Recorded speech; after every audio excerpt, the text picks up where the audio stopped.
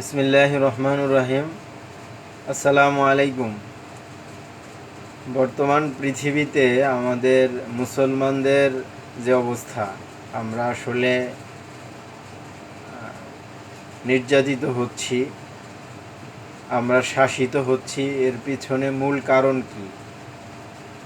আমরা পৃথিবীতে সংখ্যার দিক থেকে যদি একটু চিন্তা করা হয়, যে খ্রিস্টানদের পরেই আমাদের অবস্থান, খ্রিস্টানদের মধ্যে আবার ভাগ আছে।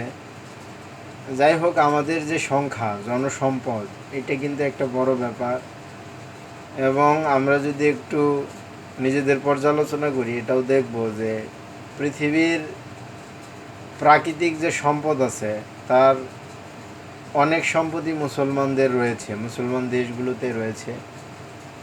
এই প্রাকৃতিক সম্পদকে কাজে লাগিয়ে, এবং সবচেয়ে বড় সম্পদ যেটি, এইটা যে হিউজ পরিমাণ, এত বেশি জনসংখ্যা, এই জনসম্পদকে কাজে লাগিয়ে আমরা কেন পৃথিবীকে নেতৃত্ব দিতে পারছি না?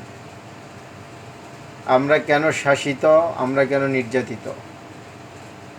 এবং আমরা যদি পৃথিবীকে নেতৃত্ব দিতে পারি, তাহলে পৃথিবীর সকল মানুষ স্বভাবতই, স্বাভাবিকভাবেই তার যে মানবাধিকার, সেটা শতভাগ বুঝে পাবে।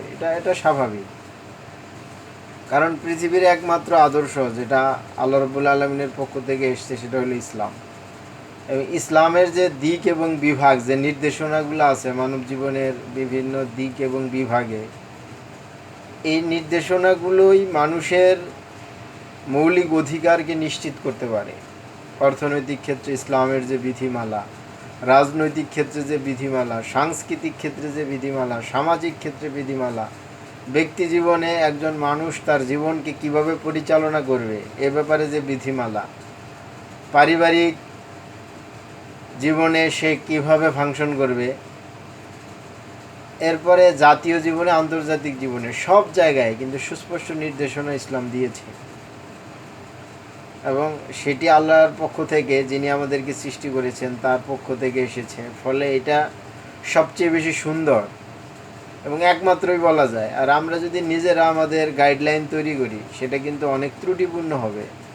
আজকে পৃথিবী যারা পরিচালনা করছে, তারা তাদের নিজেরা গাইডলাইন তৈরি করছে। আর তারা কিন্তু সবাই দেখা যাচ্ছে যে হয় ব্যক্তি স্বার্থে কাজ করছে, নয় জাতীয় স্বার্থে, তার জাতির স্বার্থে। তার এই যে দলীয় স্বার্থ, যেটা বলে, জাতীয় স্বার্থের বাইরে সে বেরোতে পারছে না। ফলে এটা প্রবলেম হচ্ছে যে সে তার দলীয় স্বার্থে, তার জাতির স্বার্থে, তার ব্যক্তির স্বার্থে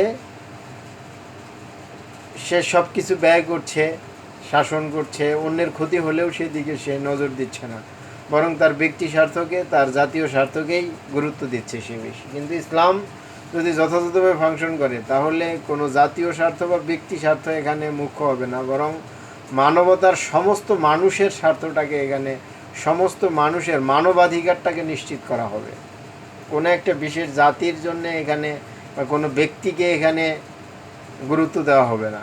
সবাইকে সমান করে সবার অধিকার নিশ্চিতের জন্য কাজ করবে, এটাই হলো বিধান। এই জন্যে ইসলাম যদি শাসকের পর্যায়ে থাকে এবং সব জায়গায় যদি ইসলামের আলোকে পরিচালিত হয়, এবং মুসলমানরা যদি শাসক হিসেবে ভূমিকা পালন করে পৃথিবীতে, তাহলে শুধুমাত্র মুসলমানরা না, বরং গোটা পৃথিবীর সমস্ত মানুষ এবং মানুষের বাইরেও অন্য প্রাণীরাও নিরাপদে থাকতে পারবে। এই জন্যে মানবতার মুক্তির জন্যে ইসলাম সমাজের সব জায়গায় ফাংশন করা প্রয়োজন। আর আমাদের এটা একটা মৌলিক কাজ যে আমরা খলিফা হিসেবে, আল্লাহর খলিফা হিসেবে, যে আল্লাহর আইন বিধিবিধান অনুযায়ী, ইসলামের বিধিবিধান অনুযায়ী সমাজের সব জায়গায় পরিচালনা করার জন্য সর্বোচ্চ চেষ্টা করা।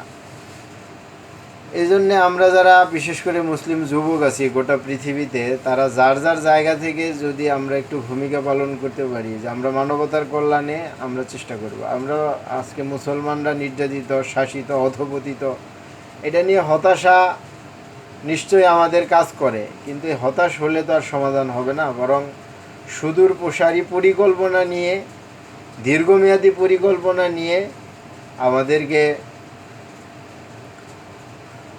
সঠিক গন্তব্যে পৌঁছানোর জন্য চেষ্টা করতে হবে। এবং আমরা যদি সুদূর প্রসারী পরিকল্পনা নিয়ে যার যার জায়গা থেকে চেষ্টা করি, তাহলে আমরা চূড়ান্তভাবে সফল হব।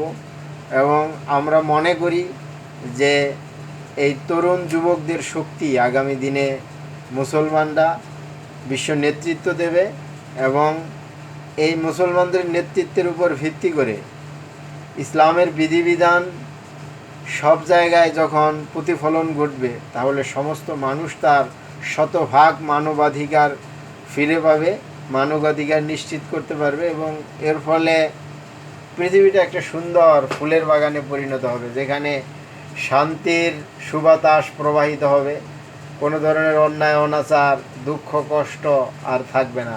সেই ধরনের একটি সুন্দর পৃথিবী বিনির্মাণের জন্যে মুসলিম যুবকদেরকে যার যার জায়গা থেকে গুরুত্বপূর্ণ ভূমিকা পালন করার উদাত্ত আহ্বান জানাচ্ছি। আসসালামু আলাইকুম।